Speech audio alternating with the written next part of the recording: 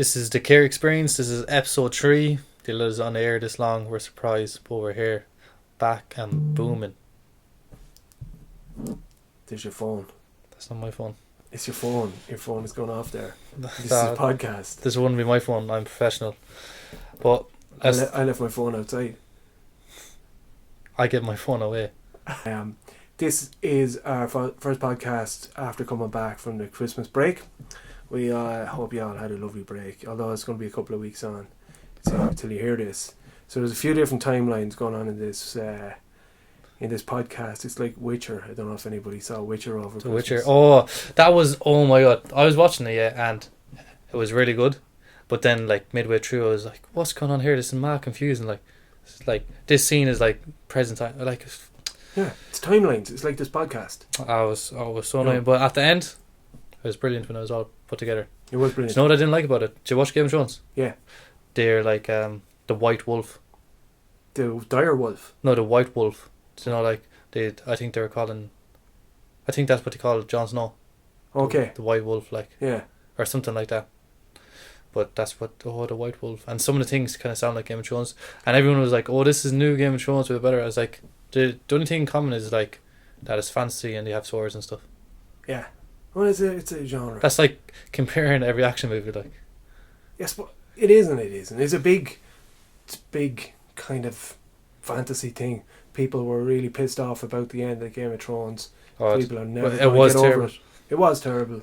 People are never going to get over it. Like, and now it people are thinking The Witcher is it. Yeah, but I was so, the Game of Thrones ending was so bad that I can't even go back and rewatch the rest of it, knowing that it was so bad, like. Yeah, it was shocking disappointment. It was probably the worst thing that ever happened to an awful lot of people in their lives the last couple of I got a seasons. virus on my laptop because of that. Did you? Yeah, because I was watching a load of Game of Thrones episodes, trying to catch up for that. Oh man, that's so bad. That's so bad. Raging. Anyway, getting back to the podcast. The podcast. The podcast. Okay. Back from Christmas. I know an awful lot of young people that I know find Christmas very, very difficult.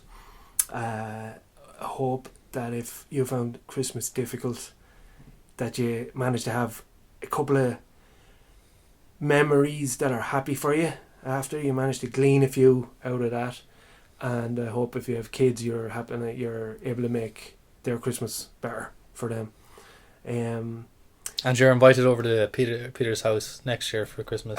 Absolutely. Open house in my gaff for Christmas. I cook so many Christmas dinners, I won't mind. But I'm not going to give out my address if that's okay. Is that alright? Okay. We'll link the air code underneath the video. Thank you.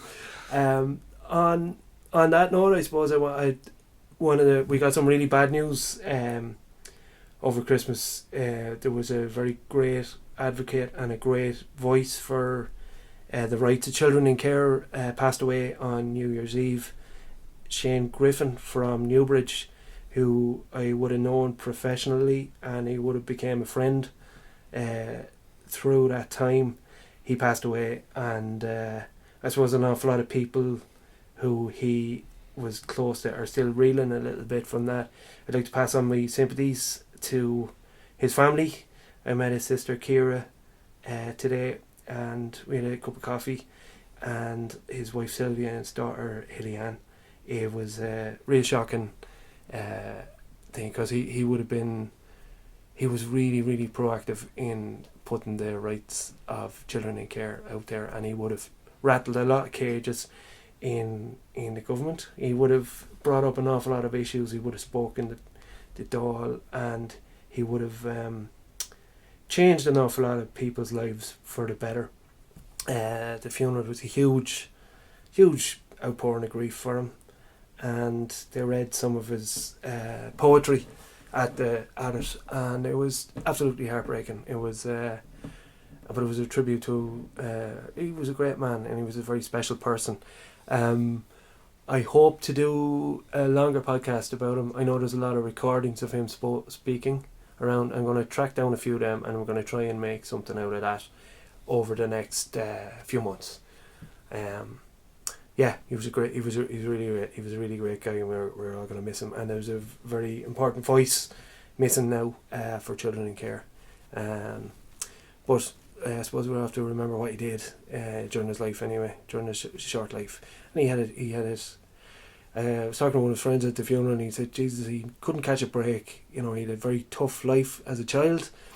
But he remarked, and I would back those up, he was always great crack. He was always a good laugh to talk to, and he didn't take himself too seriously, except for when he was talking on behalf of other young people. Then he took his role very, very seriously. We're going to talk to a few more people about him in a podcast in a couple of weeks, and when we get our act together about that. Do you want to talk about what's in today's podcast? Yeah, so today's podcast, we're going to just discuss kind of like Christmas and different aspects of that and the effects it has on people, positive, negative, and just like, yeah, just having a conversation about that, like open up dialogue, further conversations and such. Absolutely. And we have a very, very special guest later on. We have a care leaver by the name of Roisin Farragher. Roisin finished her PhD, and she is recently back from Israel, where she was given a talk about her research over there. So we're going to be talking to her later on, and we're really looking forward to that. She is an amazing person. Yeah. So how was your Christmas? Yeah, it was grand. I was over in London because I was visiting my sister. Yeah. So yeah, it was a bit of crack. There's this like a thing called Winter Wonderland or something. It's like Wonderland, I guess. But like it's a big thing over there in London. Like it's massive. Like there's like a fun fair, but like there's like roller coasters and stuff. Like it's like a big massive one. But do you know what? It was good, like aesthetic, like it looked all cool, right? But all these places, they're not that good. It's just like, even though I went to Christmas market in Galway, yeah, it's people. I'm convinced people only think it's good because they feel like it's long. There's none actually there. Like it's not that good. Like people, all these things are overrated. But maybe I'm a hater. Maybe you're a hater. Yeah. Maybe you're hating too much on the roller. What are they called? Roller coasters. Roller coasters and stuff. I know some of them look cool, to be fair, Yeah. but like some of them look like bad. Like there was one where things were popping out, and like the only other thing was, I don't know why they had actual people with chainsaws like pretend go around my feet. Like, would you rather real people with real chainsaws? no, it was real people. I don't know like why would they do that. I was like, I smelled like the petrol, and I was like, oh, this is like they're putting like some real effect into this, and I was like, oh, fuck's sake. Are you sure you weren't being chased by a load of people with chainsaws? Now that you mention it, it was the Texas Chainsaw Massacre that was involved in. Yeah. I know that can happen, and sometimes you can just, ignore it. Sometimes you think people are going to, cut your legs off with chainsaws, and they're not. Oh, there's this really cool thing as well, and it was like an ice thing, but like it was Scrooge, like it was Scrooge done, and they had all the sculptures and they have like carved out ice. Okay. And like it was just telling a story, like it was so cool. Obviously, it was freezing in there because you have to maintain the shape. Okay. But and I walked out for a second, and I was going to walk back in because like I was going to see when my sister was ready and stuff. Yeah. Yeah. This fella's like, where are you going? I said, like, I was just in there. I'm just going to see it. He's like, oh, where's your proof? And I'm like, proof, like to go in there, like what? But my sister came out. Like I could have just pulled up a picture. The fella's he's acting like a big man. Doing his job. I hate people that do their jobs. Maybe he was a hater. He was a hater. Yeah. I was looking pretty fresh that day, actually. Oh yeah? Yeah. Anyway, on to other things. Christmas. Are we finished? Are we off that? No, not off it. We'll come back to it. Yeah, go on. You're... Yeah, I was going to say planning for Care Day is all underway. It's on the 21st of February. It is a big international celebratory day that looks to celebrate young people who are in care and young people with care experience, and trying to negate and trying to subvert a lot of the stereotypes that exist out there in society. We have a lot of really cool stuff lined up, so watch this space. One of the stereotypes is people from care can't fly drones. And you subverted that this Christmas, I hear. I changed it. I have a drone now. Yeah. I do be flying around. Mm-hmm. No, actually, on a serious conversation, people who fly drones around their estate are creeps. Yeah. they're creeps. Why are you looking for, like, especially around the houses everywhere, windows everywhere, and you're just going to fly around drones? Why are you looking for? Creep. Building, fly your drone. Yeah, so like some of the stuff we're doing for care day this year is like a flash mob, which I can live stream from my drone. Oh, can you do that? Can Yeah, you on the app, yeah. Will they not? You can probably get a permit or something. Yeah, okay. Or just throw it up there and just see what happens. Yeah, see what happens. Yeah, that's a good idea. That's a really good idea. I was talking about getting the soccer blitz, which is happening on the 26th, out in Clontarf, and we've always got a lot of support with that. And that would be like at least 4 teams of care leavers all playing football against each other. It's obviously great crack.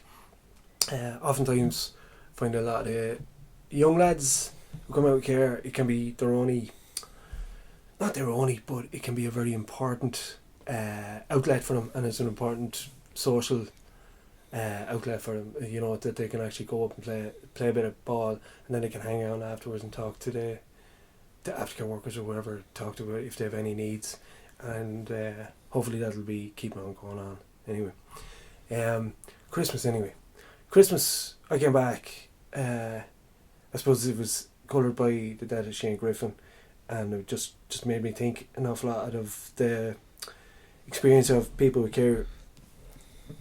are care experienced of Christmas has been very negative. When they were kids, if there was addiction in the house, they may not have had good memories of it. I remember when I worked in residential, there were times where the young people were going out on access to have the family, to meet their birth family, and sometimes they couldn't wait to get back. You know, they couldn't wait to come back to the res unit or whatever. But I also remember I have some really happy memories of working in res and doing Santa Claus and doing a big turkey dinner and all that stuff, and making it as Christmassy as possible. Before I had kids of my own, who ruined everything. They didn't ruin everything. They're good old kids. He came to my house anyway, and it was good fun. Yeah, we had a nice Christmas. It was quiet, my family around and everything else. But I know, as I was saying, like, I don't have care experience, and I know that an awful lot of people who do have care experience, it is a very tricky time for them. They see people kind of go into their own big families, and oftentimes they can be left alone. So if you do know people who have been in care, just ask them what they're doing. Don't be afraid to ask them around here, gaff, or check in with them and make sure that they're feeling okay. Make sure that they're all right. Check in with them. What have you any advice? Yeah. Just include people, because I feel like I think it is. It's just the grass is always greener kind of thing with it. Yeah. So people who go back to, like, they're like, oh, like, it's not special. But then people who don't have anyone to go to, they're like, obviously probably devastated and like feel sad over that. Yeah. Like, even I was saying, I spent it with my sister and her husband, and I really enjoyed it. Like, it was one of my best Christmases. But like, it's still just like, because I guess, like, I'm fortunate enough, like, it's just like a day in it, like a big Christmas dinner. I remember over in Scotland, like, one of the guys over there, he was sharing his experience with Christmas, and he said the res team, the staff that were on, all the other kids got to go home to their family. He was stuck in res, and they got a Chinese takeaway that day. And I remember thinking, oh my God, they must have been the worst staff team ever. Like, why would you do that? Like, and that man now, and he's great, you should see him. Like, he's one of these real handsome dudes, real built, and he's really, really great speaker. But he's still holding on to that now. He's in his 30s now, and he still remembers that. And he if you're working with children in care, foster play, just be careful to make it as good a Christmas as you would for your own kids. Whether you're in foster care or you're in res, you're working in social care res, you know, that's a real time to treat them like your own, I guess. You know. Yeah, it's a lovely time of the year. Like, I feel like people coming together and just dinner and just celebrating together. It was really nice. Like we had the Christmas dinner here, which is amazing. You had the Christmas lunch. Yeah. And then, like, I cooked it up for how many? About 30 people. and nobody got sick or anything. I was really happy. Jesus. I know. And we got that donated by Dave Downey as well, so shout out to Dave Downey over that. Shout out to the boys.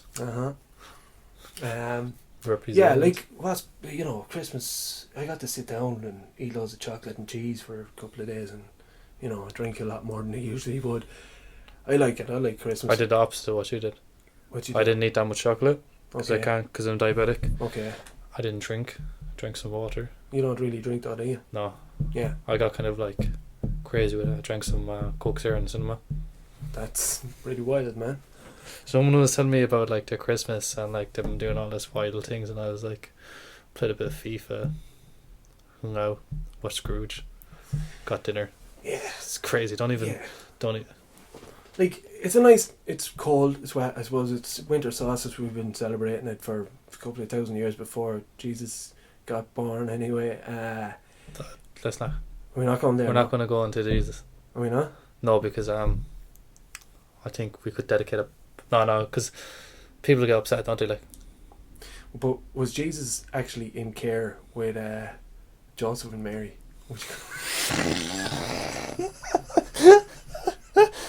Jesus, the original foster care.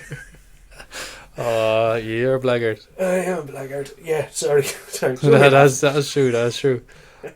No, like, do you know what I'm going to be like? It's like, we should probably people get upset, and just say a range of other things people get upset about. No, we'll I'd like to have an episode where we're just talking about that and different kind of religions and stuff. Yeah. Well, listen, what we have... Because I think it would impact some people, just because, like, I guess some people do find faith and stuff in the time of hardship. But like But anyway, Christmas, for people who have care experience or care, just look out for them, mind them. And even if someone's not in care and they have no one, because there can be people like that, just involve people, be nice. Yeah. Be kind, be a good person. That's it. Whether you're religious or not, I think it is a season of goodwill. And listen, there's no harm in being jolly for a couple of weeks over when it's cold outside. You can hibernate a little bit. It's a nice time of year for a lot of people, but it can be a pretty shitty time of year for an awful lot of other people. Yeah. So like just include people. It's just include people. Be nice. Yeah. Be considerate. And never say never. Justin Bieber, 2010. Never say never. Okay, yeah, you heard it here first on the Care Experience podcast with Peter Lane and Thomas Mongan. Thanks. I think. he nearly forgot his own name there, but that's all right. I am absolutely delighted. We both are delighted Extremely. to introduce the listeners to the podcast to Roisin Farragher, all the way from Galway. Roisin, how are you? Hello, how are you? Not too bad. How's it going? How was your Christmas break? Intense. Full of food. I think I've come back a stone heavier, but sure, look, isn't that most people? But busy, like. That's what you want. Break. We were just talking about how Christmas can be a very tricky time for people with care experience. Not all of them, obviously, but it can be. And have you any advice for social care workers, foster carers, or indeed young people who are in care about getting through Christmas? I suppose one thing that came out of my research was that family itself is hard at these kind of symbolic times, and Christmas was a huge one that came up for it. I think the advice I'd give around it is just to ask people and ask the young people where they're going, like find out if they're actually going to a friend or are they lying, because for some young care leavers they actually lie and say they have somewhere to go and they don't. For other young people who have care experience, they find that they're not even getting a card at Christmas or a present. Like, that just breaks my heart to hear that we're in a day and age where there should be professionals protecting them and there isn't. For whatever reason, they forget, whatever it is, resources, whatever. But it shouldn't need to be written into a policy that they get a present or a card at Christmas. Like, that just, like, is crazy, like, you know. It can make a big difference to a young person. Absolutely, yeah. And not even a young person, any older people as well. It's just a little effort that shows, like, even if you're just asked, like, and it was sincere, and you didn't want to, whatever. It's just that little thing is like, oh, so like I would be welcome somewhere.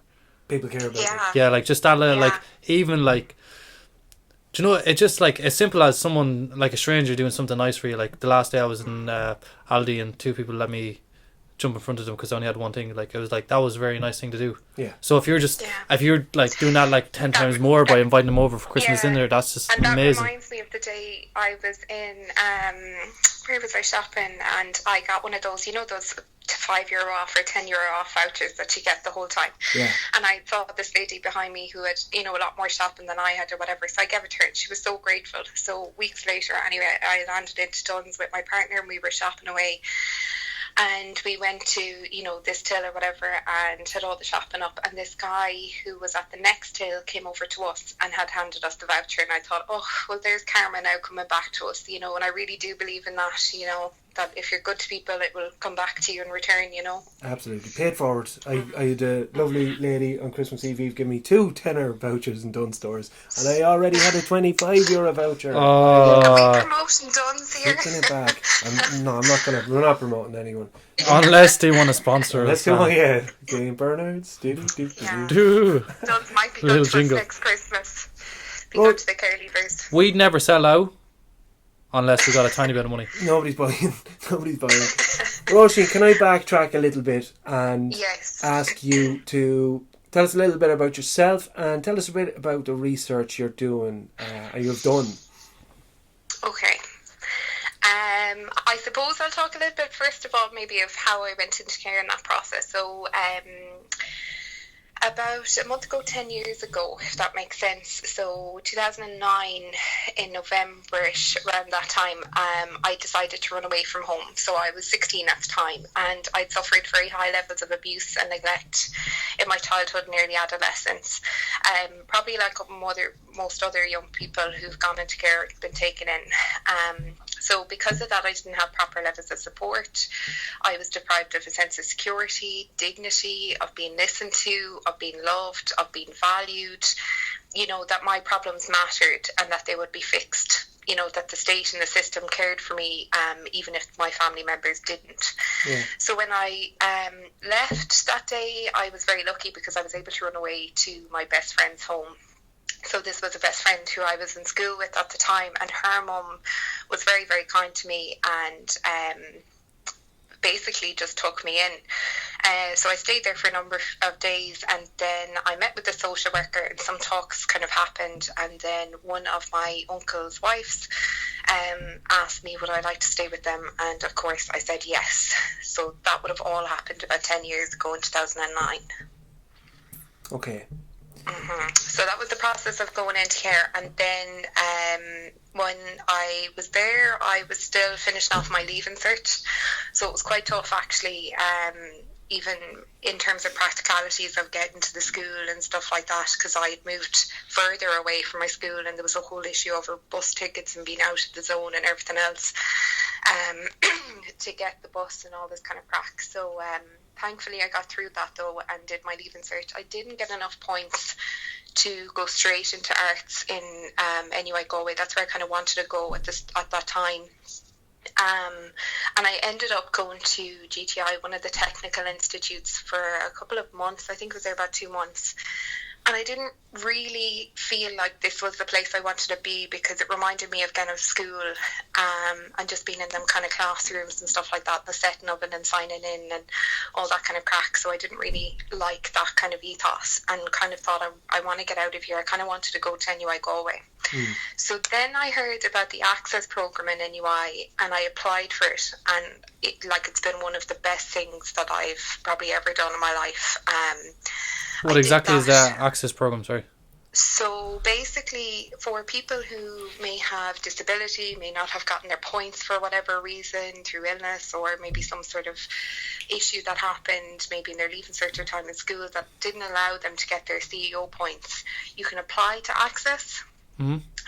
And then you go through an interview, and sometimes maybe it's low income background that, you know, hasn't allowed you to progress or whatever it is.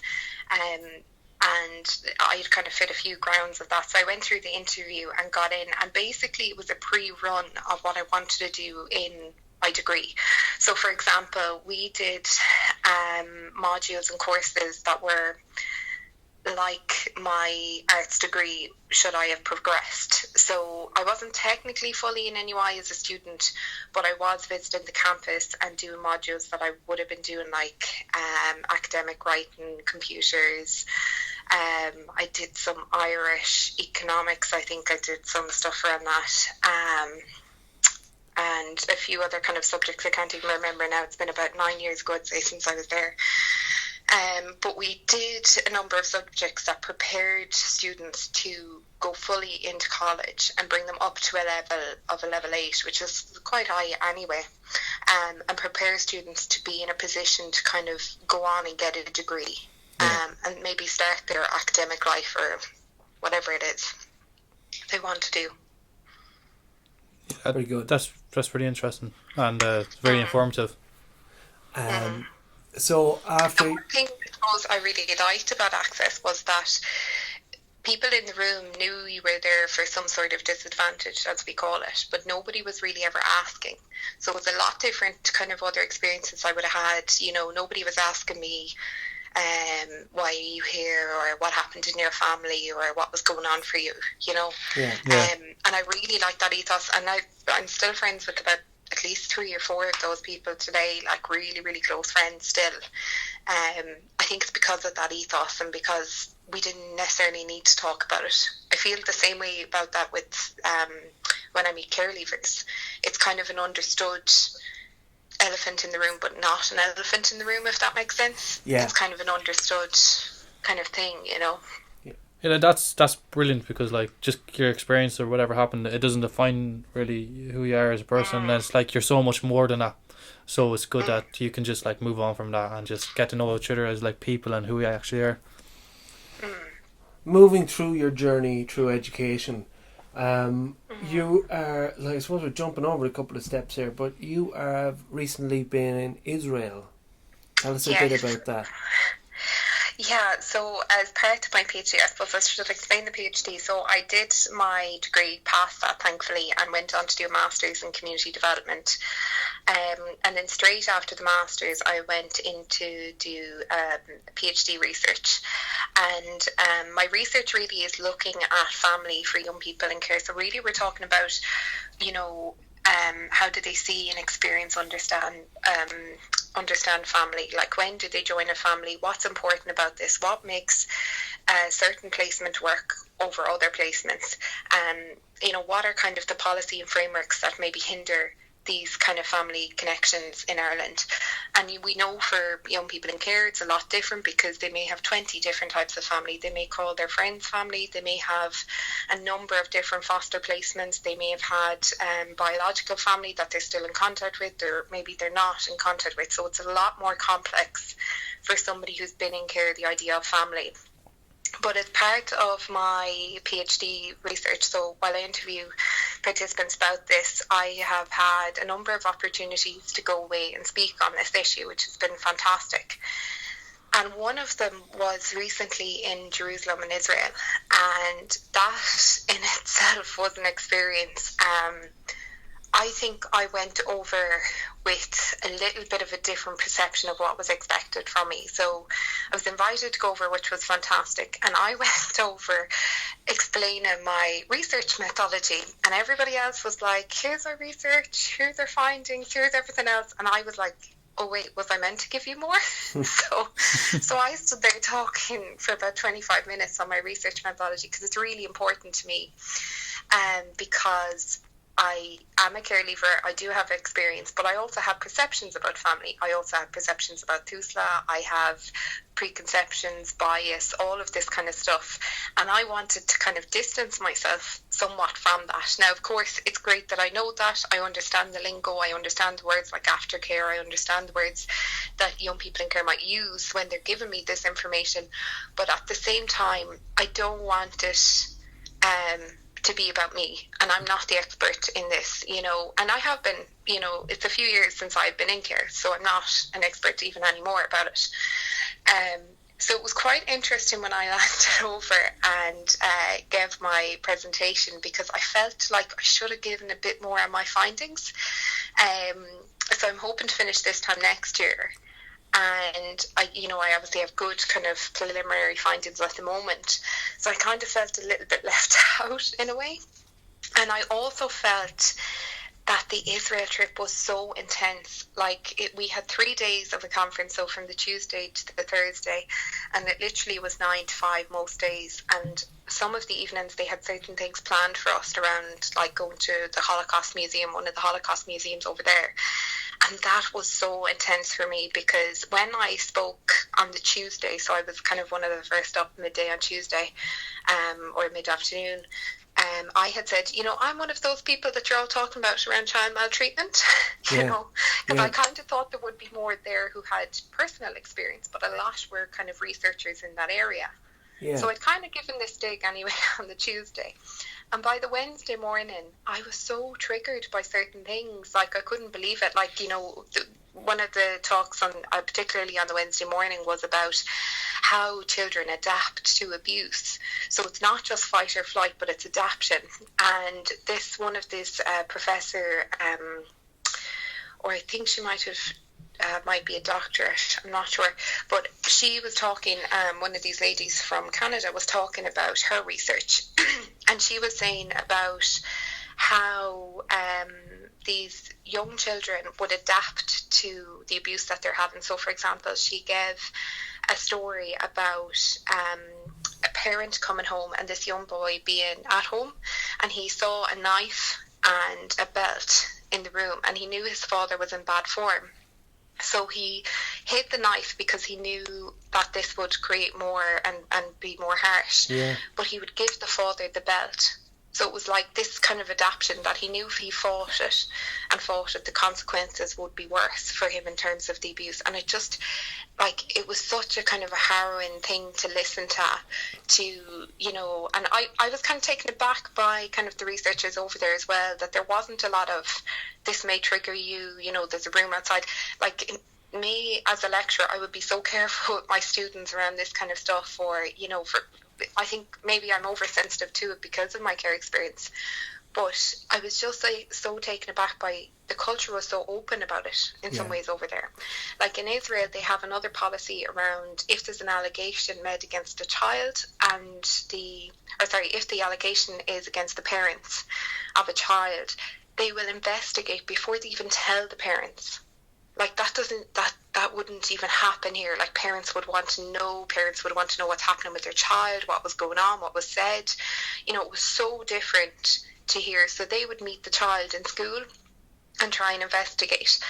And one of the social workers, who is a forensic social worker, she said it's kind of alarm bells when the child says they want to ring home to see if this is okay, that I can be talking to you. Yeah. Okay. So it was quite interesting on different levels, from comparing different things worldwide to also listening to, because I think I had a perception that maybe Israel as a country might be a little bit behind in terms of child protection and welfare, but actually some of their policies and procedures are actually quite good, Yeah, it's an interesting. One of the things we were talking about earlier is all the different cultures' attitude to care, and it's something we're hoping to explore within the podcast. We're getting people from different cultures and different countries, different jurisdictions, to explain what best practice is over in their places, what works well for them and what doesn't work well. And it's really interesting exercise to compare what's happening here in Ireland and comparing what's happening in different countries. And that's the thing, I sat through some of them presentations and was kind of okay, that wouldn't work in Ireland, but if we treat it in a certain way, it certainly would, you know what I mean? Or, if it was tailored in a certain context, I think some of them, could definitely be used here. And how did you mind yourself in that scenario when you're hearing about stuff? You're saying you used the word triggered. I think I shopped and I ate so bread everywhere. Yeah. Give me bread. There was even small things for me. I know this sounds bizarre, but the hygiene standard over there was a bit triggering as well. So, for example, you'd be eating your dinner and there'd be cats going around in the open spaces and stuff, and they'd come in and whatever. And I had to laugh because I had because Israel is quite religious in certain places, like specifically towards Catholic kind of stuff. And we'd gone to certain areas, and of course I'd picked up a number of rosary beads and certain things.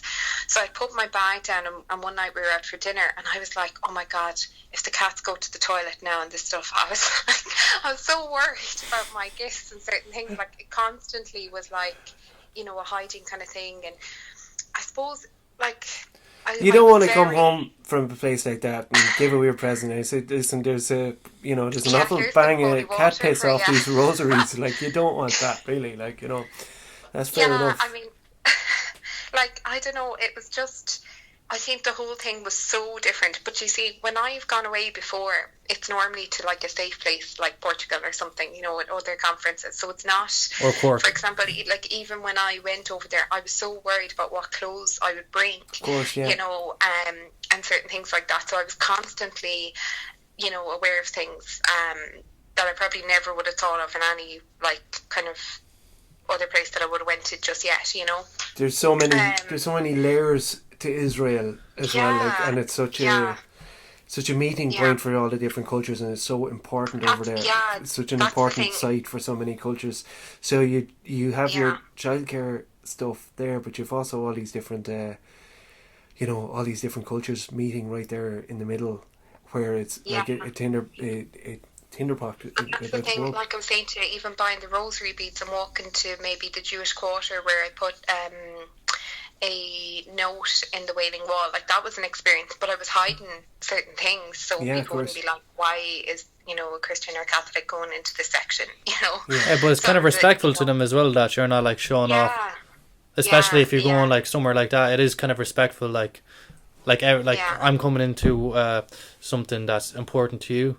I'm not going to try to like trigger anyone at all. I'm going to just enjoy my experience and get out. And I think that's a good way of approaching it. Absolutely. I think if you don't approach it like that, you're looking for trouble, I think. Yeah, but I think in terms of, you know, self-care, it was interesting because one morning I was having breakfast with some of the groups, so we were all kind of staying in the same hotel, well, most of us were, and I was having breakfast with one of the girls who worked with perpetrators of abuse. So it was really different for me to kind of sit on the other side, because I'd be very much like justice. And they were saying sometimes, you know, they've been abused themselves, or maybe there's something happened that's led them to now abuse. And I was so taken aback because I wouldn't hear that a lot, you know what I mean? Like we wouldn't really talk about that. And I know we've programs here in Ireland like Move and certain things for perpetrators of abuse, but that was interesting for me to kind of sit back and kind of go, well, why does this happen? You know, why did they do that? And kind of get into that mindset of why somebody might do that, you know.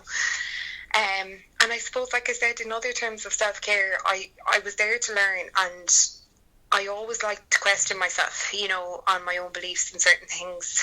And sometimes people call it like overthinking, but I think it's like reflexivity or something, you know. I like to have another thing on it, because I don't want to always, and I think that's the beauty of education in certain ways, and, you know, you're always kind of open to something, you're always open to learning, you're always open to learning that, you know, maybe this won't happen to somebody else, or preventing it. And you have to be, because things change so much. No model is ever going to work the same way forever, you know. And I think that kind of helped. So in a weird sort of way, I think I gave more to other participants there, because my presentation was so different. So I left kind of being happy with that, because, you know, participants hadn't thought about you know, the way they dress or how they interact with the interviewees and all this kind of stuff that I had talked about. Yeah, okay. So I think that was good. And that kind of helped me leaving. And also, like I said, around the food and the shopping and just, you know, getting proper sleep as well. Like, that majorly helped with self-care. Not that some nights I wasn't wired at all, coming home from, like I said, the Holocaust Museum and certain things. And, and just being angry with the world of like, why the hell and how the hell has this happened, you know. But I suppose you really have to have that knowledge of what was going on in the environment and everything else, you know. By the sound of it, you brought a hell of a lot to the party, and you gave them an awful lot of stuff to think about, you know. I think by talking about your methodology so much, I think they need to kind of take on board some of the stuff that. Absolutely. We forget even as professionals how, the way that we think impacts, the way we go in and meet somebody. Like if we're in bad form and something has just happened, and it's really, really important for professionals in this area, they have to flick a switch. Yeah, they can't absolutely. go into a young person with that. And that's even tougher. Like, I actually feel sorry for them in some ways, because some professionals haven't managed to grasp that just yet, and a young person can tell this. Like, a young person might be waiting for that meeting for how long, and might be looking forward to it, or it's something around access or something, and their, impact, around their bias of maybe, this child shouldn't see this family, or maybe this child needs to see this family, or whatever it is. They're making these decisions as well. Like, there's a lot of power there that they have to understand that they have, when it comes to children in care and deciding issues around it. Without, especially in terms of social care staff in residential, if you're going in there with a bad attitude, you can have such a negative impact on a young person's life, and you're getting paid. You're not there. The child is living there. You're only going in there for your day's work. So, But it's everything. It comes right back to maybe somebody like a teacher or a GP who puts in the referral, because depending on how high risk they put that referral at, depends on what happens to that young person. And is it safe to do that? If they don't do it in the right way, is it putting the young person more at risk who's living in that situation? So, it's such a serious kind of area that I don't think we've really looked at, about the impact of decision making for professionals, not just those young people, but the professionals who work in this area, Yeah, absolutely. You mentioned family there in your research, and we interviewed Suzanne O'Brien over the last podcast, and she talked about the Epic Youth Council, and she used the term family in regards to it. Tell us a bit about your interaction and your engagement with the Epic Youth Council. Okay, so I suppose personally, from my own experience and maybe the last few years involved at Epic, I've had the chance to meet with other care leavers and other care experienced young people from across Ireland and the world. I've had the opportunity to go to Scotland, where I met with care experienced young people from all over the UK and Northern Ireland as part of Five Nations One Alliance. So that's obviously Ireland, Northern Ireland, England, Scotland and Wales. And most recently I've been to Zagreb in Croatia, and I learned about other care systems. And I suppose that particular trip I was quite shocked upon, because I'd learned about how high levels of prostitution, suicide and homeless were for care leavers across European countries such as Romania and Ukraine. And whilst we have high levels here, I was kind of just surprised, because it's not specific, we'll say, to care leavers per se. It's kind of across the board in some ways. So I was kind of taken aback by that. I suppose it's a difficult one, because we haven't done a longitudinal study following care leavers along into their late 20s, 30s. So we don't really know. I would think anecdotally we would have a higher level of suicide and sexual exploitation but because we don't have the actual research done. Yeah, see, that's the thing, and maybe it is, but I suppose we wouldn't hear about it that much, and maybe it's closed, and maybe that's the way people want to keep it. But yeah, I was quite surprised. But there is no getting away with it. The countries in Eastern Europe, in particular, some of the stories in Ukraine and Romania, they would, and the young people we met over there, they were great. Like, they were so passionate, they were so articulate, and like they're even speaking in their second language, they were speaking in English, and they were so articulate, and they were really absolutely. I sent a few of them cards at Christmas. Good. So I did. I'm still, so when you talk about family, I laugh at it, because I think the care family, you're accepted, goes back to my earlier point. I think there's no, it's so hard to explain. You're automatically in another kind of family, in a way, One of the reasons myself and Thomas wanted to do this podcast is to kind of promote the international care community, like when we met the lads, and we're going to have them on we're going to be interviewing them on the podcast in the future as well, to kind of compare and contrast the different cultures within the care systems and all, because I think there's a huge amount that, like, I know I said it before and I'll probably end up saying it again, education is hugely important for young people in care, but it's even more important for the public to learn about the care system and to learn about the amount of people who are in it and the effects it have, but also coming together as a community, like the people who are in care, the people who have care experience, the social workers, the foster carers. You know, if we all come together and actually work together, we can actually, there's a lot of power there if we work together to approach politicians and looking at how resources are spent. Yeah, and I think that's one thing we're missing. I mean, I know we'll have Care Day this year on the 21st of February, but maybe for next year, maybe that's some sort of conference planning that we need to do to get everybody in the same room and hammer out those kind of issues that we have and start moving forward from it. Yeah.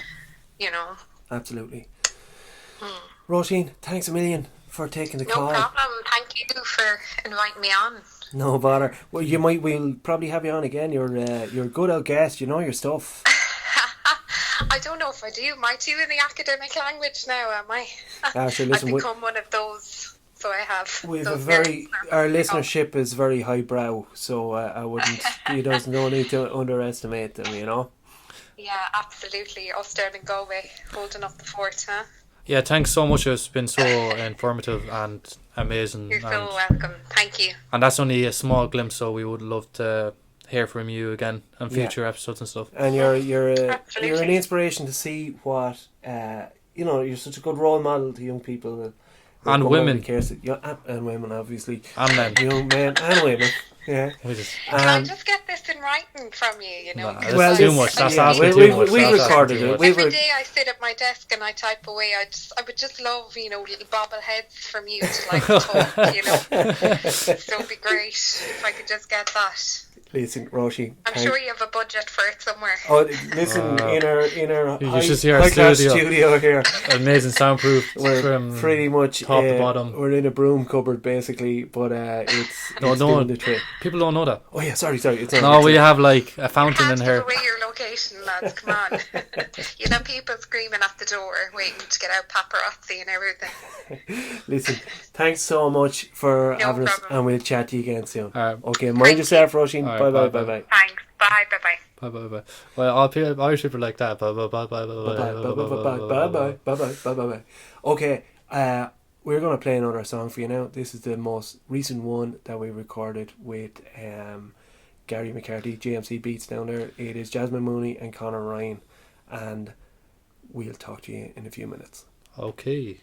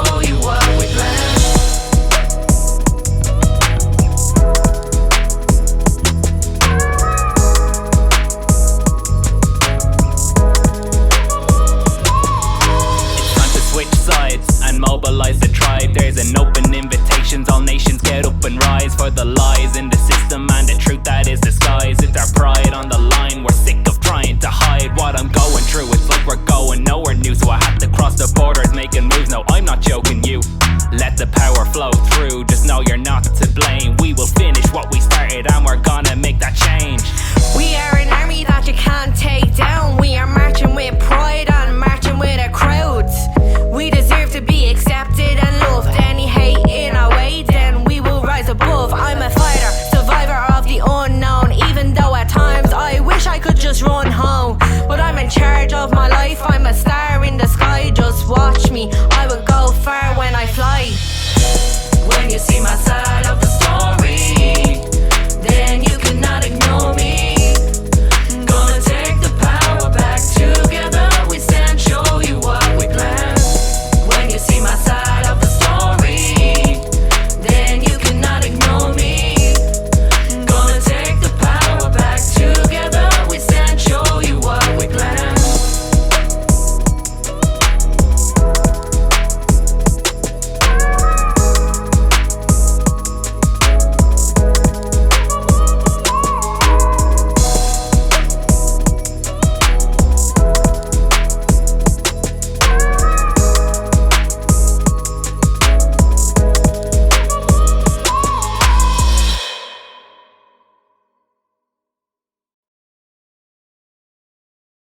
That was My Side of the Story by Conor Ryan and Jasmine Mooney, and they did a great job of it. Now it was Peter Lane on the bass, Oh, Gary V on the production, Gary McCarthy doing a great job. Thomas as usual. Mongan on the judgments. Thomas Mongan judging the shit out of everything as usual. We're just sinners judging other sinners for sinning differently. It's very profound. That as was usual. that was Donald Trump last year. Really? No. Oh God. I suppose you haven't taken the piss out of me too much for this one.